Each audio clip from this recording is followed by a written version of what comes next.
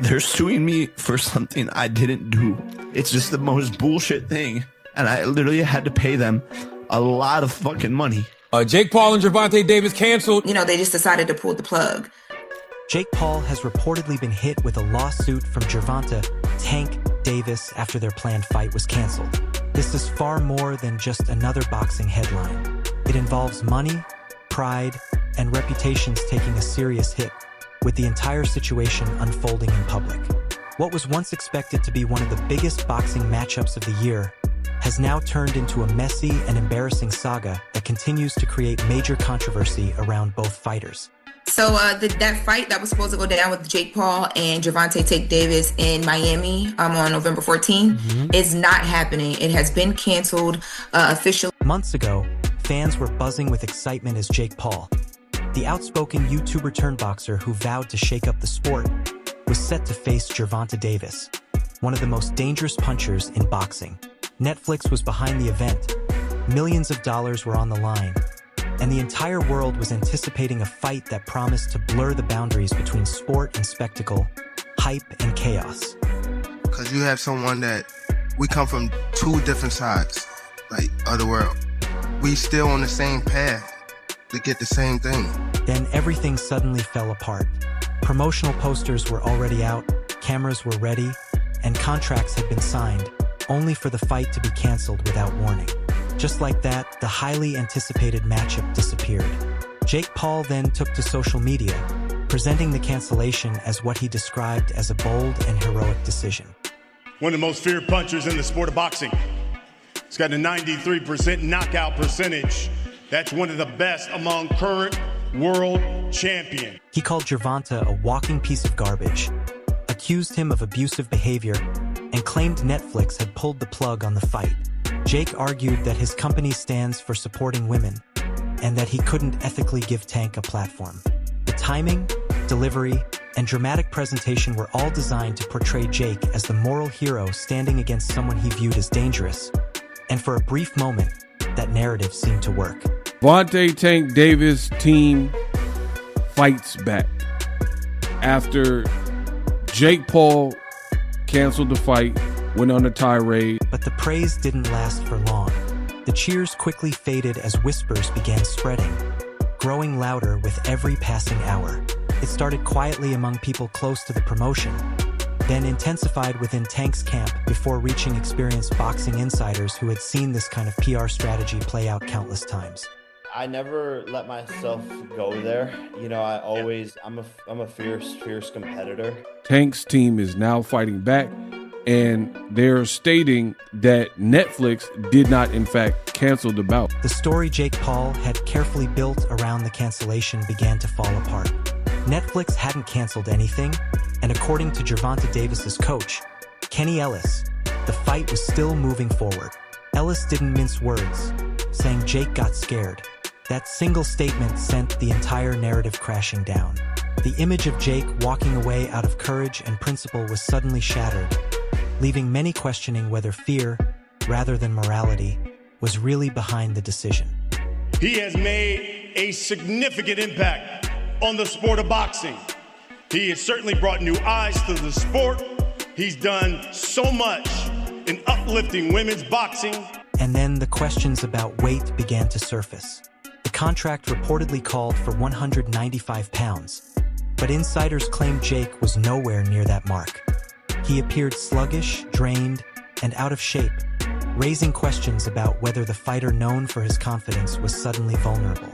Meanwhile, Tank continued getting sharper, faster, and more dangerous as the fight approached. To those watching closely, the danger seemed obvious. Jake Paul could have been heading straight toward a knockout. Ellis remained blunt, insisting that Netflix didn't cancel the fight. Jake Paul did. According to him, Jake was simply scared. They called Gervonta Davis the Tank for a reason. He only needs one shot to end the entire night. Davis, back straight up, down goes Gervonta. Fans began asking questions they had previously avoided. If this was really about morals, why had Jake fought Mike Tyson, a man who had served time in prison? Why fight Mike Perry despite the allegations surrounding him? And why was Gervonta suddenly the point where Jake drew the line, becoming the one exception to all of his previous fights?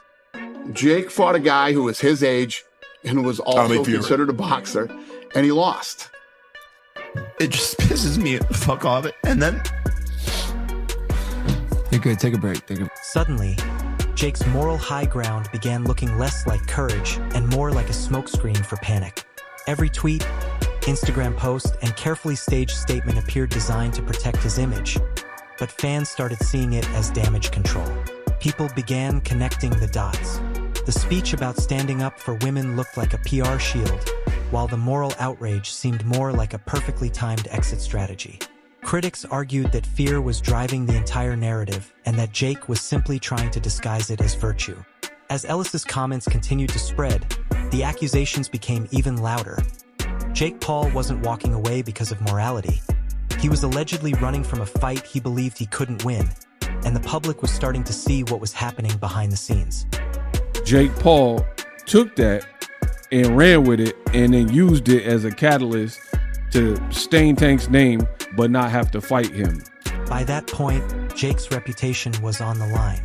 He was no longer facing aging athletes or opponents chosen for spectacle. He was stepping toward a legitimate threat, a world-class knockout artist who wasn't fighting for clicks, headlines, or viral moments. The PR narrative quickly shifted. Jake wasn't scared. He was standing up for women. He wasn't quitting, he was taking a principled stand. For a while, that explanation worked. But now, that decision is coming back to haunt him. I believe that he was making the money he says he's making.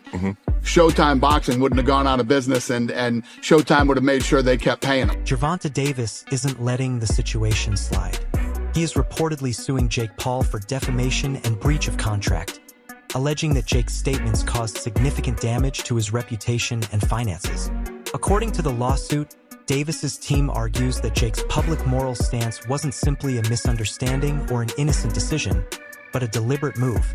If Team Davis can prove that Netflix never actually canceled the fight, Jake could potentially face millions of dollars in damages. What else to say? I didn't want to give this woman abuser a platform to grow his fans and to grow his bank account. My company champions women. I'm so sorry to everyone involved, mostly to the undercard fighters, to my team at MVP, and to my team who worked so hard. Coach Ellis made his position clear. Jake wasn't protecting women. He was protecting his undefeated record. His criticism didn't stop there, as he called Jake's public support for women nothing more than a smokescreen, a PR stunt disguised as morality. Old interviews and screenshots were then brought back into the conversation, reinforcing the narrative that Jake was panicking, outmatched, and desperately looking for a way out. Ring Magazine. Jake Paul admits he's scared and losing sleep over a Gervonta Davis fight. Then came the Netflix twist. Internet investigators noticed something that raised serious questions. Netflix never officially confirmed that it had canceled the event. There was no press release or public statement, and Netflix branding reportedly remained on promotional material days after Jake's announcement. If the streaming giant had truly pulled out, many wondered why its branding hadn't been removed immediately. That silence fueled further speculation. Tank's team quickly seized on the situation, arguing that Netflix never canceled anything and that Jake had used the company's name as a shield. The timeline only added to the controversy, with Jake announcing the cancellation before any official statement from Netflix. According to his critics, Netflix never spoke for itself. Jake had spoken on its behalf. Jake Paul, the contracted weight is 195 pounds. I bet if he were to get on a scale today that he's nowhere near the fight weight. Is so many games being played. That's at the heart of the lawsuit. Jake Paul didn't simply walk away from the fight.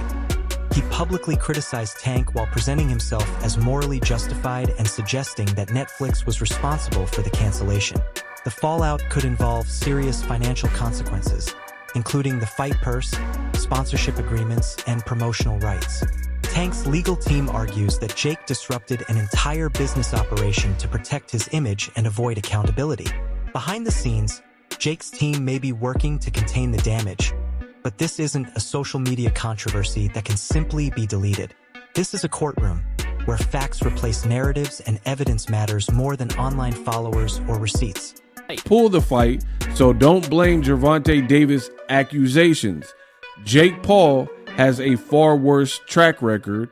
Jake Paul backed out. Hypocrisy may be the biggest problem facing Jake's public image right now. He claimed he wouldn't give a platform to people accused of abuse, yet he had previously fought Tyson, Perry, and other controversial figures.